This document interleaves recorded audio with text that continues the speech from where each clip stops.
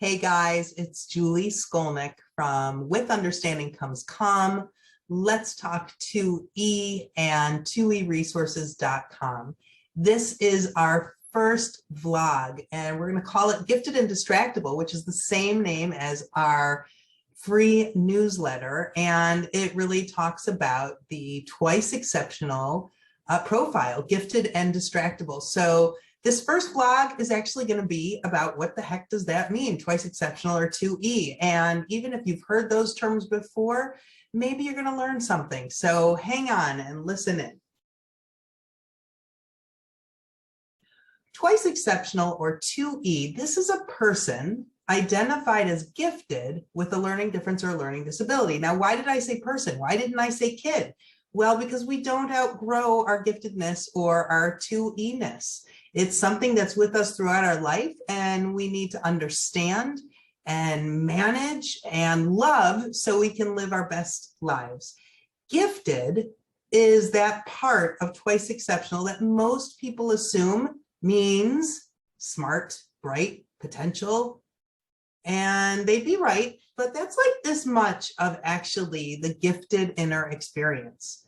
If you are somebody who has a strong sense of right and wrong, really important to you, justice and fairness, if those are important to you, if you spend time thinking about existential considerations, life, death, disease, war, why fairness for some and not for others, another real indicator of giftedness. If you are developing asynchronously, meaning in your social, emotional, and physical worlds, you have superpowers, and then you have areas that are significantly less than your superpowers. Hang on for 1 second. What do I mean by that? You might be above average and in the stratosphere in some way, and you might be average somewhere else. This could be processing speed, working memory, executive function. But if you are just average compared to your superpowers, there's a huge discrepancy there. And that asynchrony is part of the defining factor of giftedness. And it's frustrating and it's challenging. And oftentimes you think to yourself as a 2E child, a 2E adult, or as a parent of a 2E child, or a teacher of a 2E kid, or a clinician working with a 2E kid, why can you do some things so well and other things are so hard? Why do easy things seem hard and hard things seem easy sometimes for gifted and 2E people? So we have that asynchronous development. Then we have a tendency toward perfectionism, right? We know people have high expectations for us. In fact, for the twice exceptional person, pretty often expectations are either too high or too low. And that situation causes frustration, frequently anxiety. In fact, the other side of perfectionism, unhealthy perfectionism, can be anxiety. And so often our 2E people have unhealthy perfectionism as part of their profile. And then last but not least, there's intensity, or what's known in gifted parlance as overexcitabilities. And we find this overexcitabilities, or this ability to plug into the world in this organic way to derive great pleasure or great pain, in 5 areas. Intellectual overexcitability, needing to know the why, but the why behind the why, this rage to learn, being able to be fed through a fire hose, but often receiving information drip by drip. That's educational overexcitability. Then we have emotional overexcitability, a huge spectrum of emotions that can cause, again, great pleasure and great pain. Frustration, because it's hard to receive back all the incredible efforts that emotionally overexcitable people make on behalf of friends and family.